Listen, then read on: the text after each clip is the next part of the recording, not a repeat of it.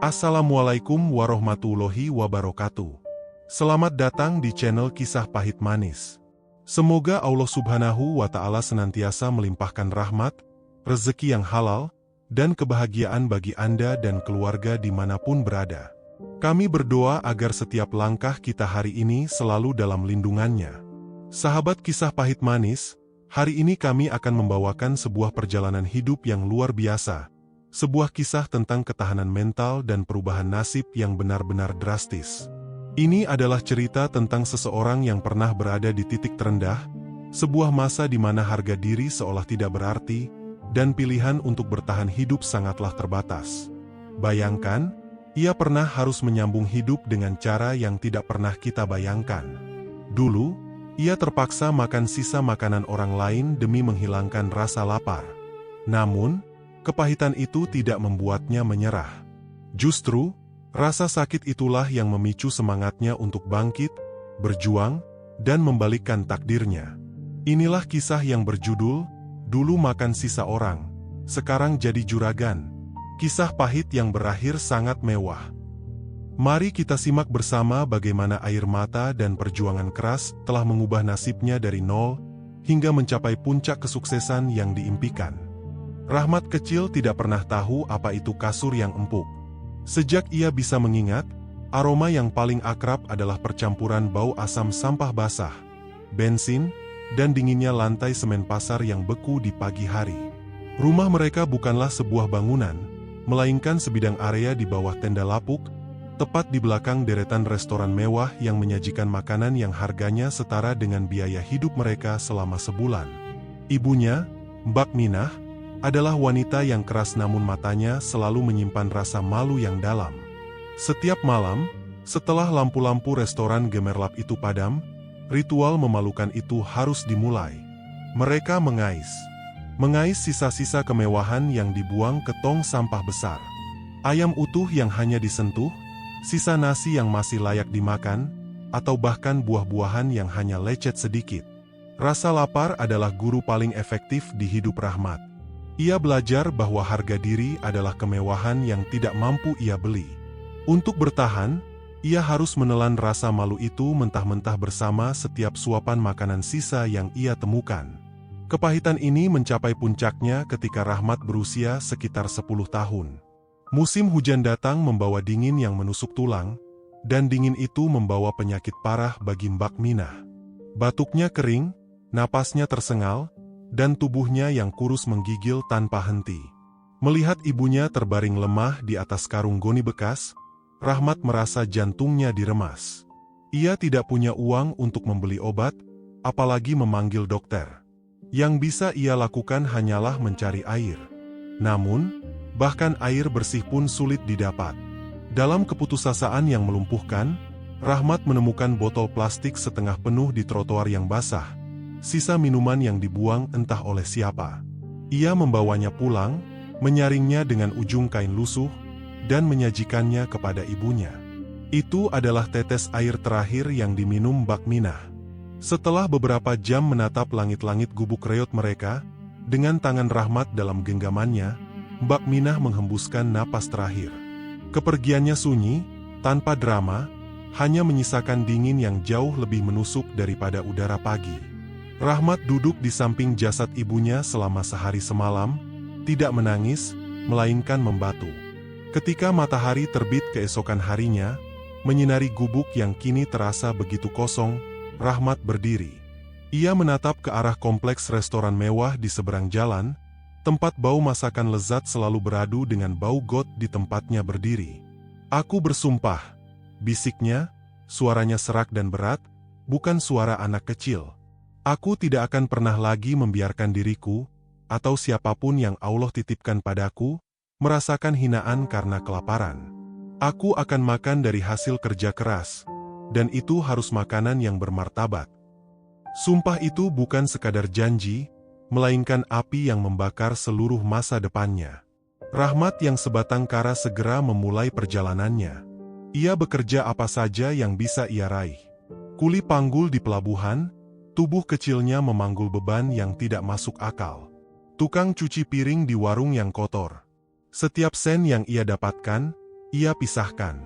Tidak ada jajan, tidak ada pakaian baru, hanya tabungan yang ditumpuk dengan disiplin yang kejam.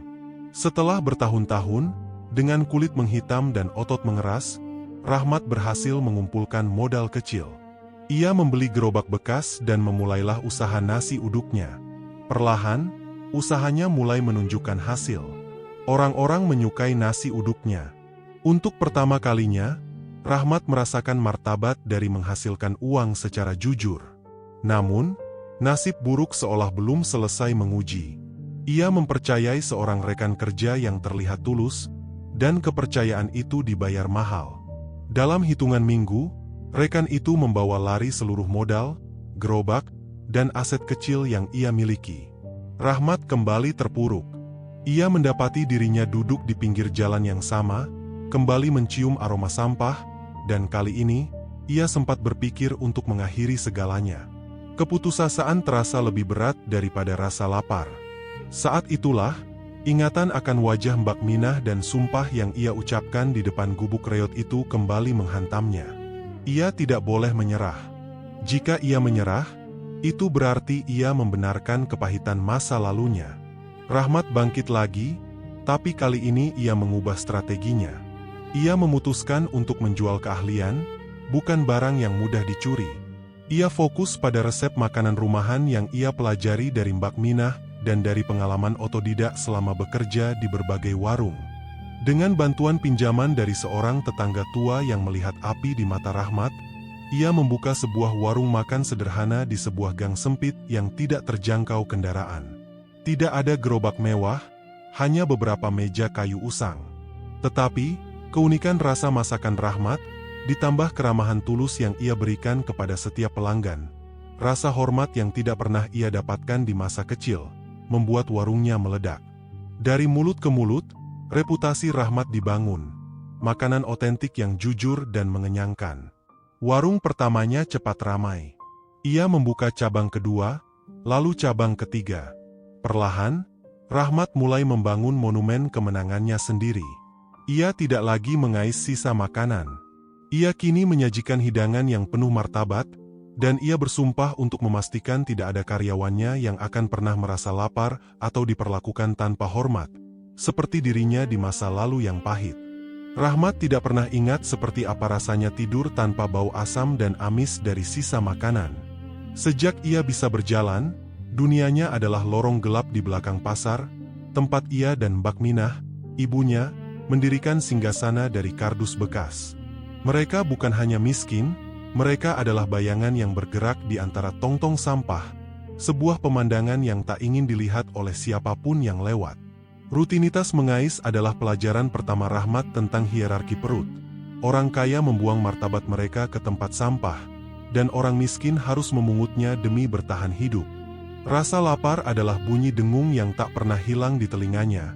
Sebuah siksaan konstan yang lebih tajam daripada dinginnya lantai beton. Namun, kepahitan itu mencapai puncaknya ketika Mbak Minah ambruk. Penyakit yang tidak terdiagnosis, dipicu oleh kekurangan gizi dan kelelahan, menggerogoti tubuh kurus itu dengan cepat. Di gubuk reot yang dindingnya bergetar setiap kali truk sampah melintas, Rahmat menyaksikan ibunya merintih menahan sakit. Ia sebatang kara, hanya bocah kecil yang tak berdaya. Ia mencoba menyajikan apa yang ia yakini sebagai pengobatannya. Air minum yang ia temukan tersisa di sebuah botol plastik di trotoar, air yang sudah hangat dan penuh debu jalanan. Air itu terasa asin di lidah Rahmat, asin karena rasa malu yang membakar. Malam itu, dinginnya udara ibu kota terasa seperti pisau yang menusuk tulang. Mbak Minah menutup matanya untuk terakhir kali. Tidak ada tangisan histeris dari Rahmat, hanya kekosongan yang membeku. Di depan jasad ibunya yang kini terasa ringan, Rahmat menatap langit-langit gubuk yang bolong. Ia merasakan hinaan hidup yang paling dalam. Bukan hinaan karena miskin, tetapi hinaan karena tidak mampu memberikan martabat bahkan di saat kematian.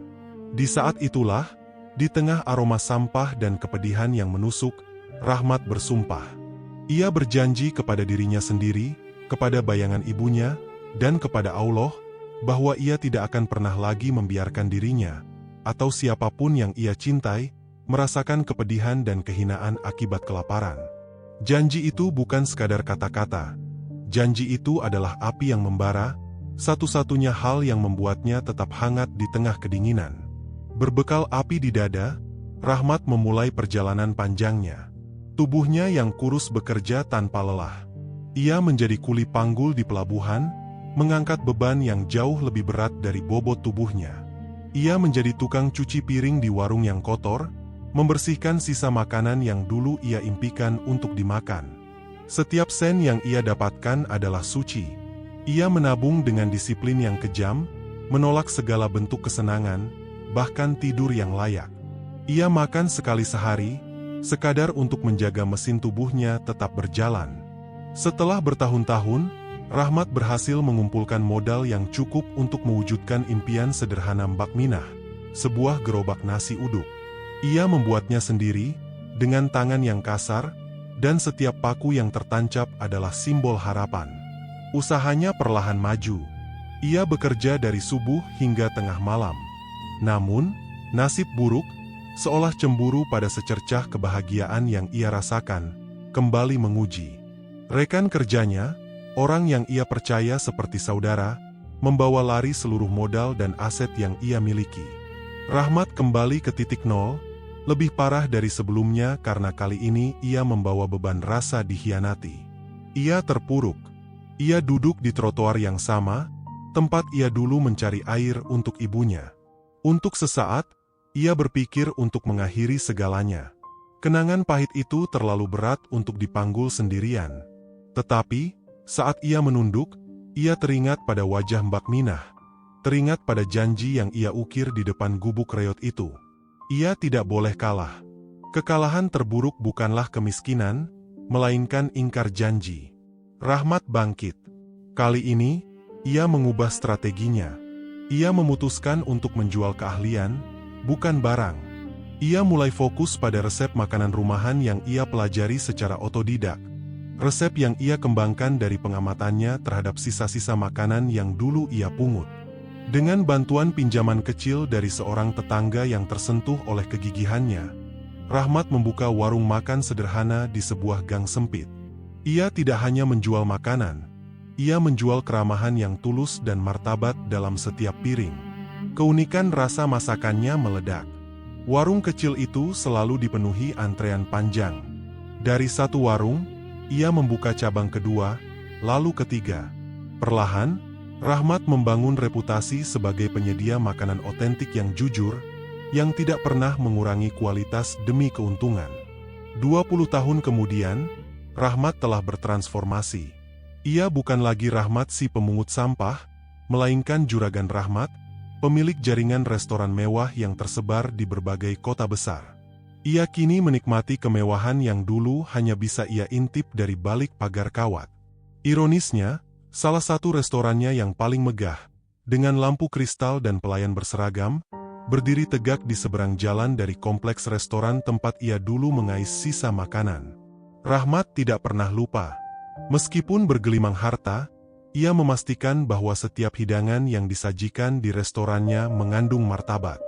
Ia selalu memperlakukan setiap karyawannya, mulai dari tukang cuci piring hingga manajer, dengan rasa hormat yang tidak pernah ia dapatkan di masa lalunya yang pahit.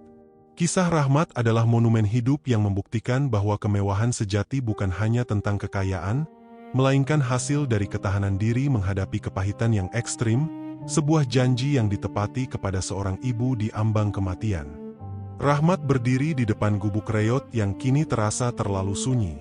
Dinginnya lantai pasar yang dulu menjadi alas tidur kini terasa lebih panas daripada biasanya, dipanaskan oleh bara sumpah yang baru saja ia ucapkan di hadapan jasad ibunya. Mbak Minah sudah pergi, membawa serta kepahitan hidupnya, namun meninggalkan sebuah warisan yang jauh lebih berharga daripada harta, api janji. Rahmat bersumpah, ia tidak akan pernah lagi membiarkan rasa lapar menjadi alasan bagi dirinya atau siapapun untuk menundukkan martabat. Hinaan dan aroma sampah harus berakhir di sini. Janji itu adalah energi yang kejam. Sejak hari itu, Rahmat tidak mengenal kata lelah. Ia memulainya dari dasar lumpur. Tubuhnya yang kurus menjadi kuli panggul di pelabuhan Tanjung Priok. Bau asin laut dan keringat pekat menggantikan aroma busuk sampah. Dari subuh hingga matahari terbenam, ia menyeret karung-karung berat, menukar tenaga dengan receh yang ia kumpulkan dengan disiplin yang brutal. Setiap sen yang ia dapatkan, ia genggam erat. Ia menolak ajakan makan bersama, menolak membeli baju baru, bahkan menolak tidur lebih lama. Baginya, uang adalah alat untuk memutus rantai kemiskinan, bukan untuk kesenangan sesaat. Setelah bertahun-tahun merangkak dalam kegelapan, Rahmat berhasil mengumpulkan modal yang cukup untuk langkah pertamanya, sebuah gerobak nasi uduk. Ini adalah impian yang sederhana, namun terasa seperti gerbang menuju kemerdekaan. Ia memasak resep yang ia pelajari dari mendiang ibunya, menambahkan sentuhan otodidak yang unik. Gerobak itu perlahan maju. Senyumnya mulai kembali, tipis namun tulus, saat melihat orang-orang menikmati masakannya. Ia bahkan sempat merasa Allah telah mulai membuka pintu rezeki untuknya. Namun, hidup di ibu kota yang keras mengajarkan bahwa kemalangan tidak pernah benar-benar pergi. Ketika usahanya mulai stabil, Rahmat justru ditipu habis-habisan oleh rekan kerjanya sendiri. Orang yang ia percaya, yang ia anggap saudara seperjuangan, membawa lari seluruh modal, aset, dan bahkan gerobak nasi uduknya. Dunia Rahmat runtuh. Ia kembali ke titik nol, namun kali ini rasa sakitnya lebih parah dari sekadar lapar. Ini adalah rasa sakit pengkhianatan. Ia terduduk di sebuah trotoar, tempat ia dulu sering menemukan sisa air minum untuk ibunya. Rasa frustrasi mencekiknya, membuatnya berpikir untuk mengakhiri segalanya. Untuk apa berjuang jika setiap kali ia mencapai sedikit cahaya, kegelapan selalu menariknya kembali dengan kejam? Di tengah kehampaan itu, ingatan tentang wajah Mbak Minah kembali menyentuhnya, bukan sebagai kesedihan, melainkan sebagai peringatan. Janji itu. Rahmat sadar, ia boleh kehilangan harta, namun ia tidak boleh kehilangan martabat dan tekadnya. Ia bangkit, debu jalanan membersihkan sisa keputusasaan di wajahnya. Kali ini, strateginya berubah. Rahmat memutuskan untuk menjual keahlian, bukan barang yang mudah dicuri. Ia fokus pada resep makanan rumahan yang jujur dan autentik. Kebetulan, seorang tetangga yang selama ini melihat ketekunan Rahmat, meskipun sempat tertipu, masih menaruh kepercayaan padanya. Dengan bantuan pinjaman kecil dari tetangga yang berhati mulia itu, Rahmat membuka warung makan sederhana di sebuah gang sempit, jauh dari hiruk-pikuk jalan raya utama. Ia menamai warungnya dengan nama yang sederhana. Keunikan rasa masakannya, yang dimasak dengan ketulusan dan tanpa pretensi, segera menarik perhatian. Lebih dari sekadar rasa, Rahmat memperlakukan setiap pembeli dengan keramahan yang tulus, mengingatkan dirinya bahwa setiap orang berhak atas hidangan yang disajikan dengan hormat. Warung itu meledak. Dari satu warung, ia membuka cabang kedua, lalu ketiga, perlahan membangun reputasi sebagai penyedia makanan yang otentik dan jujur. 20 tahun berlalu, dan Rahmat kini bukan lagi kuli panggul atau penjual nasi uduk di gerobak. Ia telah bertransformasi menjadi seorang juragan, pemilik jaringan restoran mewah yang tersebar di berbagai kota besar. Ia hidup dalam kemewahan yang dulu hanya bisa ia lihat dari balik pagar kawat. Ironi hidup benar-benar nyata. Salah satu restoran termewahnya, dengan dinding kaca megah dan interior yang mewah, berdiri tegak dan sombong tepat di seberang jalan dari kompleks restoran tempat ia dan ibunya dulu mengais sisa makanan dari tong-tong sampah. Rahmat tidak pernah lupa dari mana ia berasal. Meskipun bergelimang harta, ia memastikan setiap hidangan yang disajikan mengandung martabat, dan ia selalu memperlakukan setiap karyawannya dengan rasa hormat yang tidak pernah ia dapatkan di masa lalunya yang pahit. Kisah Rahmat adalah monumen hidup bahwa kemewahan sejati adalah hasil dari ketahanan diri menghadapi kepahitan yang ekstrim, dan janji seorang anak kepada ibunya yang telah tiada. Sumpah yang Rahmat ucapkan di depan gubuk reot itu bukanlah janji kosong. Itu adalah kontrak mati dengan masa lalunya. Sejak ibunya, Mbak Minah, menghembuskan napas terakhir, rasa lapar bukan lagi sekadar sensasi fisik, melainkan api yang membakar di dalam dada, sebuah pemicu yang menolak untuk padam. Rahmat tahu, untuk keluar dari lumpur hinaan ini, ia harus menjadi lebih keras dari rasa sakit itu sendiri. Ia memulai dari bawah, tempat paling dasar dalam piramida sosial ibu kota. Menjadi kuli panggul di pelabuhan Tanjung Priok, tubuh kecilnya harus menahan beban yang berkali-kali lipat dari berat badannya. Pindah dari pelabuhan, ia menjadi tukang cuci piring di warung pecel lele yang bau amisnya menempel hingga ke mimpi. Setiap sen yang ia dapatkan diperlakukan seperti harta karun yang tidak boleh disentuh kesenangan duniawi. Disiplinnya kejam. Ia menolak ajakan teman-teman seprofesi untuk sekadar membeli rokok atau segelas kopi. Matanya hanya tertuju pada satu tujuan, modal. Bertahun-tahun berlalu dalam keheningan yang menyakitkan. Rahmat akhirnya berhasil mengumpulkan sejumlah uang yang cukup untuk mewujudkan mimpi kecil pertamanya. Sebuah gerobak nasi uduk sederhana. Aroma pandan, santan, dan rempah yang ia racik sendiri adalah simbol kemenangannya atas masa lalu. Gerobak itu laris. Orang-orang menyukai nasi uduknya yang jujur dan hangat. Rahmat mulai merasakan sedikit harapan, sebuah celah cahaya setelah puluhan tahun hidup dalam kegelapan. Namun, Allah menguji ketahanan jiwanya sekali lagi. Kepercayaan, sebuah kemewahan yang tidak pernah ia kenal, menjadi bumerang. Ia ditipu habis-habisan oleh seorang rekan yang ia anggap saudara seperjuangan. Pagi itu, Rahmat mendapati tempat gerobaknya biasa mangkal telah kosong. Seluruh modal, aset, bahkan panci-panci aluminium yang ia gosok setiap malam, lenyap di bawah lari. Rahmat berdiri mematung. Dinginnya lantai pasar kembali menjalar ke kakinya, tetapi kali ini rasa dingin itu disertai rasa hampa yang jauh lebih parah daripada kelaparan. Ia kembali ke titik nol, namun dengan beban memori pahit bahwa ia pernah hampir berhasil. Ia terpuruk. Untuk beberapa hari, ia hanya meringkuk di sudut gubuk reotnya yang kini terasa asing. Pikiran untuk mengakhiri segalanya datang berulang kali, sebuah tawaran damai dari penderitaan yang tak kunjung usai. Kehinaan itu kembali menusuk, mengolok-olok kegigihannya. Apakah ini memang takdirnya? Selalu kembali mengais? Tepat ketika ia hampir menyerah, kenangan tentang wajah pucat Mbak Mina hadir. Air minum sisa di trotoar. Janji itu. Rahmat bangkit, tubuhnya gemetar, namun matanya memancarkan api yang baru. Ia tidak boleh mati sebagai korban. Ia tidak boleh membiarkan kelaparan menang. Kali ini, Rahmat mengubah strateginya. Ia memutuskan untuk menjual keahlian, sesuatu yang tidak bisa dicuri atau dibawa lari. Ia fokus pada resep makanan rumahan otentik yang ia pelajari secara otodidak, sebuah harta karun rasa yang ia dapatkan dari mencium aroma masakan restoran mewah saat ia tidur di emperannya. Dengan bantuan pinjaman dari seorang tetangga yang tulus, seorang ibu parubaya yang melihat ketulusan di mata Rahmat, ia membuka warung makan sederhana di sebuah gang sempit. Rahmat memasak dengan hati, memastikan setiap hidangan mengandung martabat, berlimpah, dan rasanya otentik. Keramahan yang tulus ia berikan kepada setiap pelanggan, sebuah perlakuan yang tidak pernah ia dapatkan di masa kecil.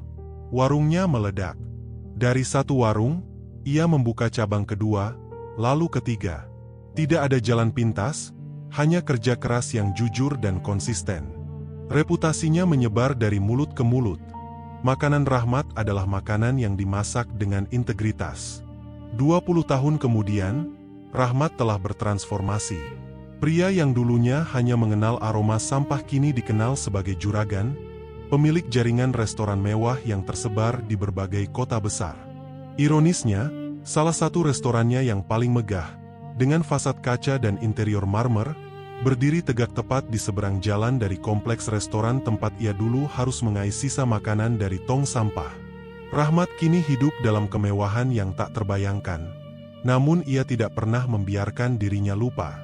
Di setiap pembukaan cabang, ia selalu memastikan bahwa martabat adalah bahan utama yang tidak boleh dihilangkan. Ia memperlakukan setiap karyawannya dengan rasa hormat yang tidak pernah ia dapatkan di masa lalunya yang pahit.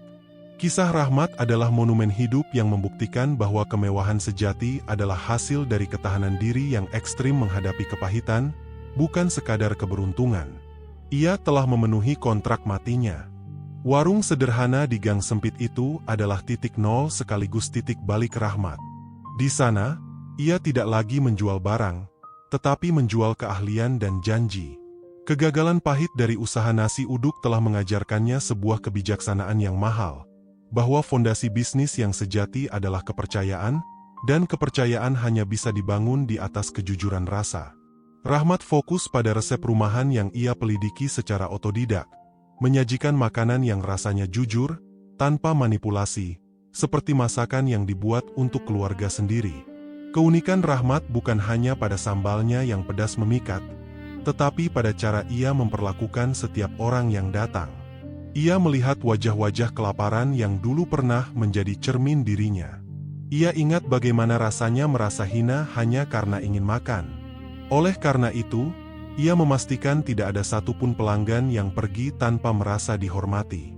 Keramahan tulus yang ia berikan, yang muncul dari kedalaman bekas luka masa lalu, membuat warungnya cepat meledak. Antrean mengular panjang, dan warung itu menjadi legenda lokal. Modal kecil dari tetangga yang berbaik hati itu kini berputar kencang. Rahmat, yang belajar manajemen secara otodidak dari buku-buku bekas, menerapkan disiplin finansial yang kejam. Ia tidak pernah tergoda untuk membeli kesenangan yang dulu ia impikan. Setiap rupiah adalah tentara yang harus bekerja keras. Dari satu warung, ia membuka cabang kedua, lalu ketiga, perlahan membangun struktur yang lebih formal. Ia tidak pernah melupakan janji pada dirinya sendiri. Ia akan memastikan tidak ada orang lain yang merasa terhina karena makanan. 20 tahun berlalu, dan waktu telah mengukir Rahmat menjadi sosok yang sama sekali berbeda. Wajahnya kini memancarkan ketenangan seorang juragan yang telah melihat badai dan berhasil melewatinya.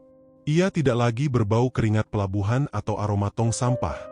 Ia mengenakan jas mahal yang pas di badan, memimpin sebuah jaringan restoran mewah yang tersebar di berbagai kota besar. Ia adalah pemilik Nusantara Rasa, sebuah merek kuliner yang dikenal karena otentisitas dan integritasnya. Pencapaian terbesarnya, yang ia anggap sebagai penutup sempurna dari babak hidupnya yang kelam, terjadi di ibu kota. Rahmat memutuskan untuk mendirikan restoran termegahnya, sebuah bangunan kaca dan baja yang menjulang, di lokasi yang sangat spesifik. Saat malam peresmian, Rahmat berdiri di lantai paling atas, memandang keluar jendela. Di sana, tepat di seberang jalan, berdiri megah kompleks restoran mewah tempat 25 tahun lalu ia dan Mbak Minah mengais sisa makanan dari tong sampah yang tersembunyi. Tempat itu kini terlihat kecil dan redup, tertutup bayangan kemegahan restoran miliknya. Bukan rasa balas dendam yang ia rasakan, melainkan rasa syukur yang amat dalam kepada Allah, dan ingatan yang menusuk tentang getirnya masa lalu. Ia ingat dinginnya lantai pasar, aroma asam sampah, dan tatapan jijik yang dilemparkan orang lain padanya. Ia ingat suara serak ibunya dan janji yang ia ukir di depan gubuk reot. Janji itu kini telah terwujud menjadi monumen yang kokoh. Rahmat tidak pernah lupa dari mana ia berasal. Meskipun bergelimang harta, ia memastikan bahwa filosofi restorannya tetap berakar pada martabat. Ia memperlakukan setiap karyawannya, dari pencuci piring hingga manajer, dengan rasa hormat yang tulus, rasa hormat yang tidak pernah ia dapatkan di masa lalunya yang pahit. Ia tahu bahwa perut yang kenyang adalah hak, dan makanan harus disajikan dengan kehormatan. Setiap hidangan yang disajikan di Nusantara Rasa bukan sekadar makanan. Itu adalah narasi tentang ketahanan. Rahmat telah membuktikan bahwa kepahitan yang ekstrim dapat diubah menjadi fondasi kesuksesan yang abadi. Ia telah mengubah aroma sampah menjadi wangi rempah, dan dinginnya lantai pasar menjadi kehangatan piring yang penuh. Kisah Rahmat adalah bukti hidup bahwa kemewahan sejati bukan terletak pada apa yang ia miliki, tetapi pada martabat yang ia ciptakan untuk dirinya sendiri dan orang lain setelah menghadapi kepahitan yang paling mendalam. Rahmat tidak pernah lupa bahwa ia bangkit dari lumpur karena sebuah janji, bukan karena keberuntungan. Ketika warung makannya di gang sempit mulai menarik perhatian, ia tahu ini bukan sekadar tentang resep. Ini tentang kejujuran. Setiap piring yang ia sajikan adalah representasi dari martabat yang dulu dirampas darinya. Ia memastikan bahan baku terbaik digunakan, meskipun itu berarti keuntungannya berkurang. Ia memperlakukan setiap pelanggan, entah itu kuli bangunan atau pegawai kantoran, dengan hormat yang tulus. Keramahan itu, yang berakar dari pemahaman mendalam tentang rasa sakit karena diabaikan, menjadi bumbu rahasia yang tak tertandingi.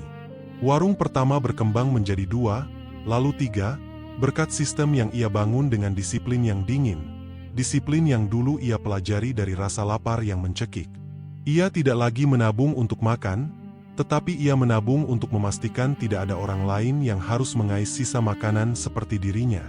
Kegagalan pahit karena ditipu rekan kerja mengajarinya satu hal.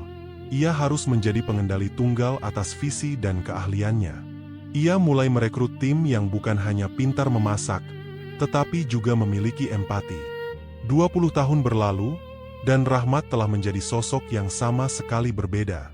Wajahnya yang dulu cekung karena kekurangan gizi kini memancarkan ketenangan seorang pemimpin, meskipun sorot matanya masih menyimpan bayangan tajam dari masa lalunya.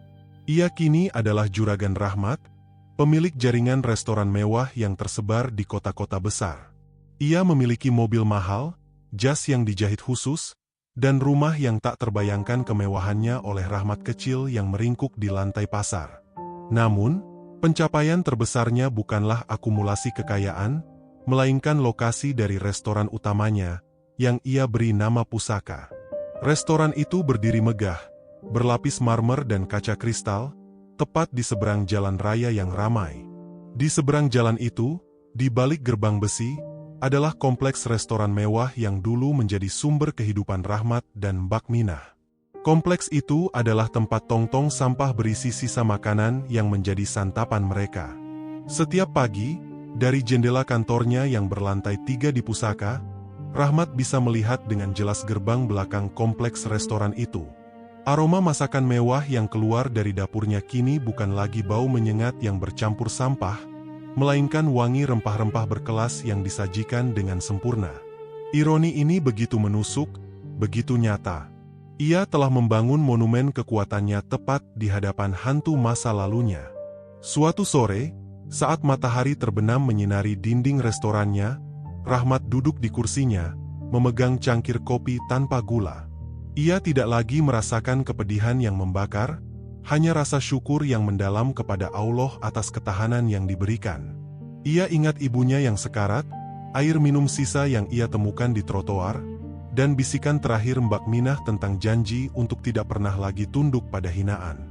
Janji itu kini terwujud dalam setiap detail restorannya. Rahmat tidak menjalankan restorannya seperti kebanyakan juragan. Ia memperlakukan pelayannya, tukang cuci piringnya, dan bahkan petugas kebersihannya dengan martabat yang utuh.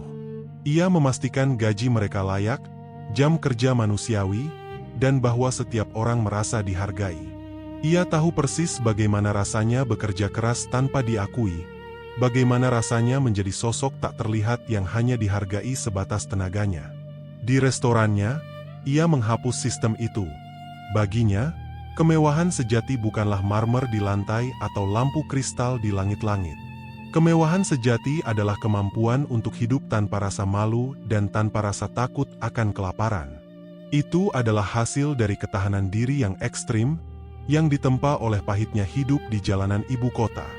Ia telah mengubah aroma sampah menjadi wangi kemenangan. Kisah Rahmat adalah bukti nyata bahwa api janji seorang anak kepada ibunya bisa membakar habis semua kepahitan dan membangun kembali kehidupan di atas fondasi martabat yang kokoh. Ia telah memastikan bahwa di dalam setiap hidangan yang ia sajikan, terkandung sebuah cerita tentang perjuangan yang jujur dan kemenangan yang utuh. 20 tahun adalah rentang waktu yang cukup untuk mengubah aroma sampah menjadi wangi parfum mahal, dan dinginnya lantai pasar menjadi kehangatan marmer impor. Rahmat, yang kini lebih dikenal sebagai Juragan Rahmat, berdiri di lantai teratas gedung pencakar langitnya yang baru saja rampung. Ini adalah cabang ke-17 dari jaringan restorannya, dan yang paling personal. Restoran itu diberi nama sederhana, Minah Estable, sebuah penghormatan abadi kepada ibunya. Letaknya bukan kebetulan. Bangunan kaca dan baja yang elegan itu berdiri megah, tepat di seberang jalan dari kompleks restoran mewah tempat Rahmat kecil dulu mengais sisa makanan. Dari balik jendela temperet gelas yang tebal, Rahmat bisa melihat pintu belakang dapur tempat ia dulu sering bersembunyi, menunggu tong sampah dikeluarkan. Aroma tajam bumbu dari dapur restoran Minah Estable yang sedang sibuk kini menenggelamkan ingatan akan bau asam sisa makanan yang ia kenali dulu. Namun, ingatan itu tidak pernah hilang, ia hanya menjadi jangkar yang mengikatnya pada tanah. Ia ingat betul bagaimana ia harus menahan napas setiap kali membuka tutup tong sampah, berdoa agar tak ada mata yang melihat tindakan memalukan itu. Saat itu, rasa lapar adalah identitas, dan Rahmat hanyalah bayangan hina yang bergerak di bawah cahaya bulan. Kini, restorannya adalah monumen bagi martabat yang pernah terenggut itu. Setiap piring yang disajikan di Minah Estable adalah bukti bahwa makanan haruslah menjadi sumber kehormatan, bukan penghinaan. Rahmat telah memastikan standar kualitas yang brutal, bukan demi keuntungan, tapi demi janji yang ia ukir di depan gubuk reotnya puluhan tahun lalu. Sore itu, manajer operasionalnya, seorang pria muda yang cerdas, datang membawa laporan keuangan triwulan. Rahmat mendengarkan dengan seksama, namun perhatiannya tertuju pada detail lain. Daftar menu makanan yang disajikan untuk para karyawan di kantin belakang. "Bagaimana menu untuk staf hari ini, Nak?" tanya Rahmat lembut. "Nasi ayam kemangi, juragan." "Mereka bilang rasanya seperti masakan rumahan," jawab manajer itu bangga. Rahmat mengangguk puas. Ini adalah kebijakan yang tak bisa ditawar. Makanan terbaik di restorannya haruslah dinikmati oleh orang-orang yang bekerja keras membangun mimpi ini. Ia tahu betul, perut yang lapar adalah musuh terburuk dari fokus dan harga diri.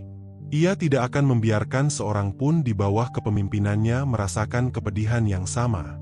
Melihat ke seberang jalan lagi, Rahmat teringat pada malam paling dingin, malam Mbak Minah terbaring lemah. Malam di mana ia hanya bisa menyuguhkan air minum sisa yang ia pungut dari trotoar.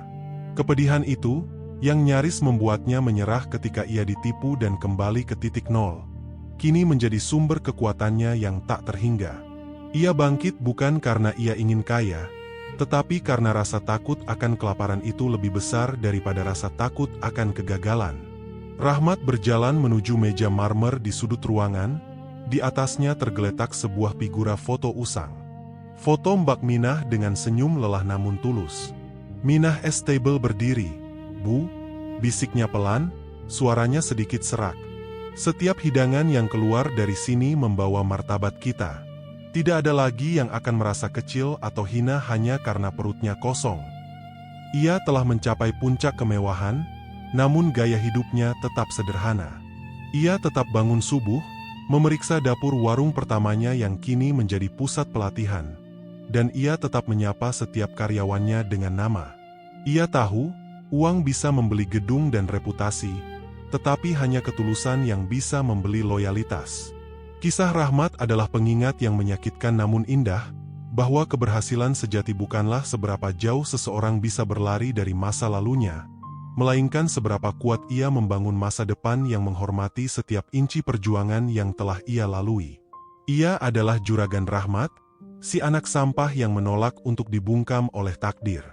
Ia telah membuktikan kepada dunia, dan kepada Allah, bahwa kepahitan ekstrim hanyalah pupuk untuk ketahanan yang tak terbayangkan. 20 tahun adalah waktu yang sangat panjang untuk melupakan aroma sampah. Namun bagi Rahmat, 2 dekade hanyalah jarak satu jentikan jari menuju masa lalu yang dingin. Ia kini duduk di kursi berlapis kulit mahoni di lantai teratas gedung Rahmatika, kantor pusat jaringan restorannya yang tersebar di 5 kota besar.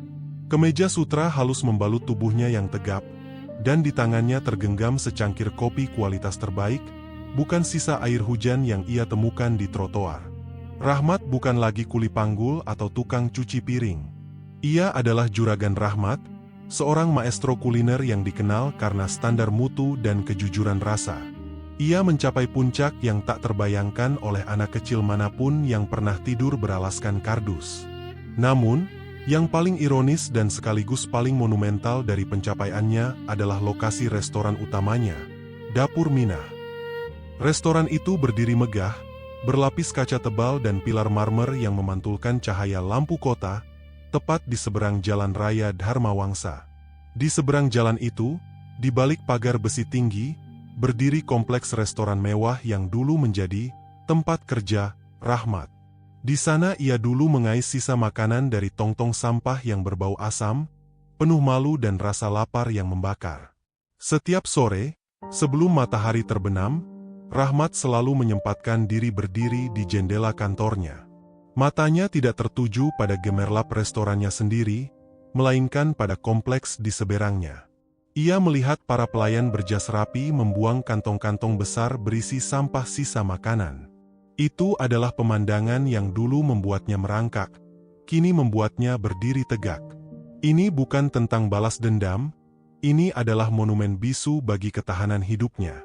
Kesuksesan yang ia raih tidak hanya diukur dari jumlah nol di rekeningnya, melainkan dari kedamaian yang ia rasakan.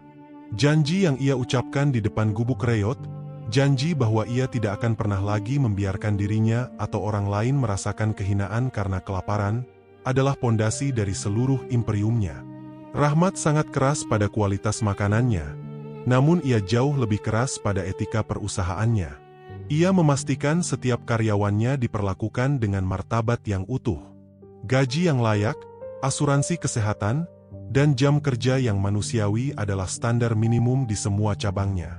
Ia tidak ingin ada seorang pun, dari pencuci piring hingga manajer, yang harus memilih antara martabat dan makanan. Kita menjual makanan, bukan cuma rasa. Kita menjual martabat, seringkali ia tegaskan dalam rapat manajemen. Ia ingat betul bagaimana rasanya diabaikan, dipandang rendah, bahkan diusir hanya karena pakaiannya kumal. Oleh karena itu, di dapur Minah, setiap pelanggan, baik yang memesan hidangan termahal maupun yang hanya memesan air hangat, harus dilayani dengan senyum tulus yang tidak membedakan status. Suatu malam, Rahmat mengunjungi dapur Minah. Ia menyamar, duduk di sudut, dan mengamati. Ia melihat seorang pelayan muda yang sigap membantu seorang ibu tua yang kesulitan berjalan. Pelayan itu membimbing sang ibu ke meja, memastikan tempat duduknya nyaman, dan berbicara dengan intonasi yang lembut, persis seperti yang sering Rahmat ajarkan. Rahmat tersenyum. Kehangatan itu, keramahan yang tulus itu, adalah perwujudan dari doa-doa Mbak Minah yang dulu ia dengar lirih saat mereka kedinginan di lantai pasar. Perjalanan Rahmat adalah bukti nyata bahwa penderitaan yang ekstrim dapat menjadi bahan bakar yang tak pernah habis. Kegagalan yang membuatnya tertipu habis-habisan, kelaparan yang nyaris merenggut nyawanya, dan air mata yang ia tumpahkan saat Mbak Minah meninggalkannya. Semua itu bukan lagi luka, melainkan kekuatan. Ia tidak lagi takut pada kemiskinan. Ia telah melewati titik terendah. Kini, sebagai seorang juragan yang dikelilingi kemewahan, Rahmat tidak pernah membiarkan dirinya merasa terlalu nyaman. Ia tahu, rasa lapar yang ia rasakan dulu adalah hadiah dari Allah untuk mengajarinya bahwa kekayaan sejati adalah kemampuan untuk mengangkat harkat orang lain. Ia menutup matanya sejenak, menghirup aroma kopi yang mahal, dan dalam benaknya, ia kembali mencium aroma asam dari tong sampah di seberang jalan, sebuah pengingat abadi bahwa ia telah berhasil menyeberang dan membawa serta martabat yang dulu dirampas darinya.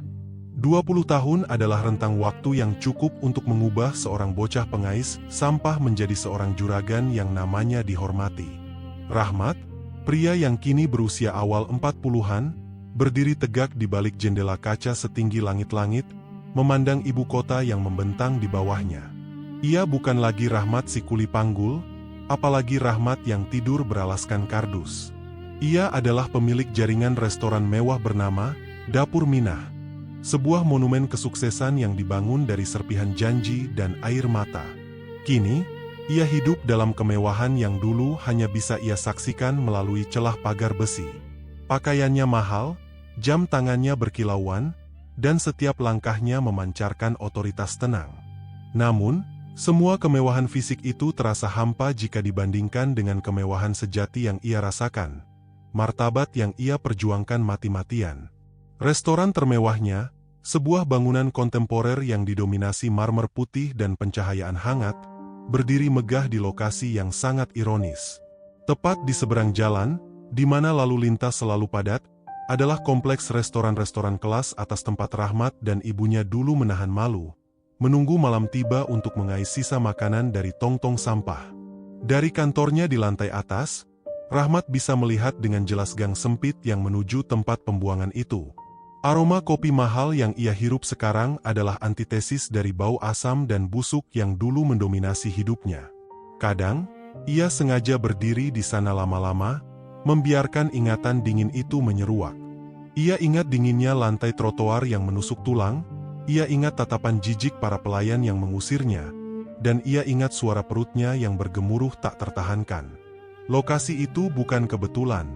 Rahmat membelinya dengan harga fantastis, bukan untuk pamer, melainkan sebagai pengingat yang kejam namun diperlukan. Setiap kali ia merasa lelah atau mulai melunak, pemandangan tong-tong sampah di seberang jalan itu akan menyegarkannya. Tempat itu adalah makam kepahitan masa lalunya, dan dapur Minah adalah prasasti janji yang ia ukir di depan gubuk reot. Janji untuk tidak pernah lagi membiarkan diri atau orang lain merasakan hinaan karena kelaparan. Filosofi bisnisnya sangat sederhana, namun radikal di industri kuliner mewah, kejujuran dan kehormatan. Rahmat memastikan bahwa setiap hidangan yang disajikan di restorannya, dari nasi uduk gerobaknya yang kini dihidupkan kembali dalam versi premium, hingga hidangan fine dining kelas Allah, harus mengandung martabat. Artinya, bahan baku terbaik, proses memasak yang tulus, dan porsi yang tidak pernah pelit. Ia membenci konsep makanan yang terlalu sedikit sehingga meninggalkan rasa tidak puas. Dalam pandangannya, makanan adalah sumber kehidupan, dan sumber kehidupan harus disajikan dengan kelimpahan. Lebih penting lagi, ia memperlakukan karyawannya dengan penghormatan yang tidak pernah ia dapatkan saat ia menjadi kuli panggul atau pencuci piring. Gaji yang adil, tunjangan kesehatan yang layak, dan lingkungan kerja yang bebas dari caci maki adalah hal mutlak.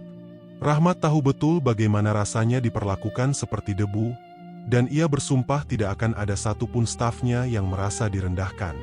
Suatu sore, saat memimpin rapat manajemen, Rahmat menunjuk ke jendela. Kita menjual makanan, ya. Tapi yang kita jual adalah ketenangan pikiran dan martabat. Kita memastikan setiap orang yang masuk ke sini, baik pelanggan maupun karyawan, merasa dihargai. Karena saya tahu, rasa lapar bukan hanya soal perut kosong, tapi soal jiwa yang dihina. Kisah Rahmat menjadi legenda di kalangan pebisnis. Ia membuktikan bahwa kekayaan bisa dicapai tanpa mengorbankan kemanusiaan. Uang yang ia miliki sekarang adalah hasil dari disiplin yang kejam dan ketahanan yang luar biasa, berawal dari modal yang ia kumpulkan sen demi sen setelah ditipu habis-habisan. Ia jatuh, ia bangkit, dan ia memilih untuk menjual keahliannya, resep otodidak yang ia pelajari saat harus bertahan hidup. Rahmat kini duduk di kursi empuk, menikmati kopi yang aromanya memenuhi ruangan. Ia telah mencapai titik puncak. Namun, di dalam hatinya, ia tetap Rahmat, anak dari Mbak Minah, yang hanya mengenal aroma sampah dan dinginnya lantai pasar. Kemewahan sejati baginya bukanlah bangunan marmer atau mobil mewah yang menunggunya di bawah, melainkan kemampuan untuk menepati janji yang dibuat kepada ibunya di tengah kepedihan yang ekstrim. Ia telah mengubah hinaan menjadi kehormatan, dan kelaparan menjadi kelimpahan. Kisahnya adalah monumen hidup bahwa kemewahan sejati adalah hasil dari ketahanan diri menghadapi kepahitan yang ekstrim. Udara di lantai teratas itu terasa dingin dan bersih, beraroma kayu mahal dan kulit baru. Rahmat, kini seorang juragan yang namanya dikenal di seluruh jagat kuliner ibu kota, berdiri di depan jendela panorama. Di balik kaca setebal 10 mm, terhampar pemandangan kota yang dulu hanya bisa ia lihat melalui celah tong sampah. Ia mengenakan setelan jas yang rapi, bukan lagi seragam kuli panggul atau apron kotor tukang cuci piring. Namun, di dalam dirinya, ia masih Rahmat yang sama, yang memahami betul tekstur dinginnya lantai beton dan perihnya rasa lapar. Restoran barunya, Nadi, adalah puncak dari segala perjuangan. Ia berdiri megah, seolah menantang langit. Namun, yang paling signifikan adalah lokasinya. Tepat di seberang jalan raya yang lebar itu, berdiri kompleks restoran mewah lama, yang dulu dikenal dengan nama Pujasera Emas. Tempat Rahmat kecil dan ibunya, Mbak Minah, biasa mengais sisa rezeki. Rahmat memejamkan mata sejenak, menghirup aroma kopi mahal yang disajikan oleh manajernya. Ia tidak bisa melupakan aroma tong sampah yang bercampur dengan minyak jelantah sisa masakan mewah dari Pujasera Emas. Aroma itu adalah musik latar masa kecilnya. 20 tahun yang lalu, ia akan gemetar hanya untuk mendekati gerbang Pujasera Emas. Hari ini, ia memiliki restoran yang jauh lebih besar, lebih indah, dan berdiri di posisi yang secara harfiah menghadap langsung ke masa lalunya. Ini bukan soal balas dendam, pikirnya, ini adalah monumen. Monumen bagi janji yang ia ukir di depan gubuk reot, janji kepada Allah dan kepada almarhum ibunya. Ia berjalan perlahan, melewati deretan koki dan pelayan yang sedang melakukan persiapan terakhir sebelum pembukaan besar. Setiap langkahnya di atas marmer Italia itu terasa disaksikan oleh hantu-hantu masa lalunya. "Bagaimana persiapan di dapur, Tuan?" tanya seorang kepala pelayan muda, membungkuk hormat.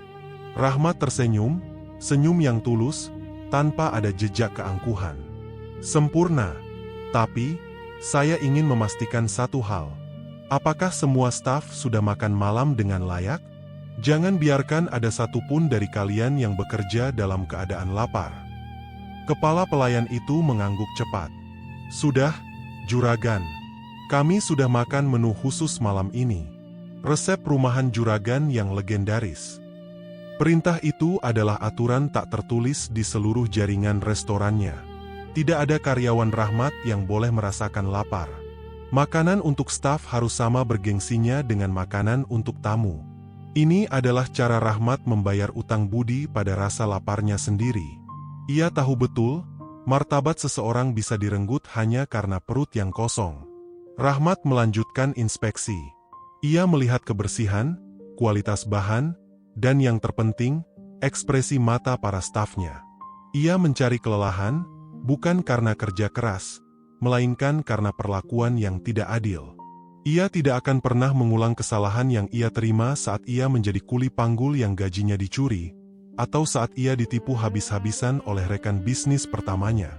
Setiap karyawan di sini harus merasa dihargai, karena kehormatan adalah bumbu termahal dalam hidup. Ia berhenti di depan sebuah piring saji yang sudah terisi penuh. "Makanan ini," katanya lembut, menunjuk hidangan yang akan segera dihidangkan, "adalah hasil kerja keras. Jangan pernah membuang sisa makanan dengan sembarangan. Perlakukan sisa itu dengan hormat. Ingat, ada banyak orang di luar sana yang menjadikan sisa ini sebagai harapan." Sore itu, menjelang detik-detik pembukaan, Rahmat kembali ke jendela panorama. Lampu-lampu kota mulai menyala, dan ia bisa melihat dengan jelas bangunan Pujasera Emas di seberang jalan, yang kini terlihat sedikit usang dibandingkan kemilau restorannya. Ia teringat malam ketika Mbak Minah terbaring lemah, dan ia hanya bisa memberinya air sisa di trotoar. Teringat bagaimana ia bersumpah bahwa penderitaan itu harus berakhir di tangannya. Tekad itu kini telah terwujud, bukan dalam bentuk uang semata, melainkan dalam bentuk jaring pengaman bagi ratusan orang yang kini bekerja di bawahnya. Kisah Rahmat adalah pengingat yang dingin dan nyata. Kemewahan yang ia nikmati hari ini bukanlah hadiah dari keberuntungan, melainkan hasil dari ketahanan diri yang tak terbayangkan. Ia telah mengubah aroma sampah menjadi aroma masakan mewah, dan dinginnya lantai pasar menjadi kehangatan hormat yang ia berikan pada setiap orang yang ia temui. Ia telah membangun kerajaannya di atas puing-puing kepedihan, membuktikan bahwa kemewahan sejati adalah kebebasan dari rasa hina karena kelaparan. Pesan yang paling dalam dari kisah ini sebenarnya sederhana. Jangan pernah membenci proses yang sulit. Kesuksesan yang paling mewah itu seringkali dibangun di atas fondasi rasa sakit yang paling mendalam. Ketika kita melihat seseorang yang hari ini hidupnya serba ada, kita harus ingat bahwa mungkin saja dulu ia adalah orang yang paling lapar. Ia tahu betul bagaimana rasanya dipermalukan, bagaimana rasanya tidak punya pilihan, dan itu adalah modal yang sangat berharga. Kepahitan itu bukan kutukan, tapi guru yang paling keras. Ia mengajarkan kita ketekunan, kesabaran, dan yang paling penting, rasa syukur. Orang yang pernah makan sisa orang lain akan sangat menghargai makanan di mejanya sendiri, dan ia akan tahu bagaimana memperlakukan orang yang saat ini masih berjuang di bawah. Itulah mengapa kesuksesan yang sejati selalu dibarengi dengan kerendahan hati. Allah tidak akan membiarkan perjuangan tulus berakhir sia-sia. Tugas kita hanya satu: bertahan, bekerja keras dengan jujur, dan selalu ingat dari mana kita berasal. Terima kasih dari Kisah Pahit Manis.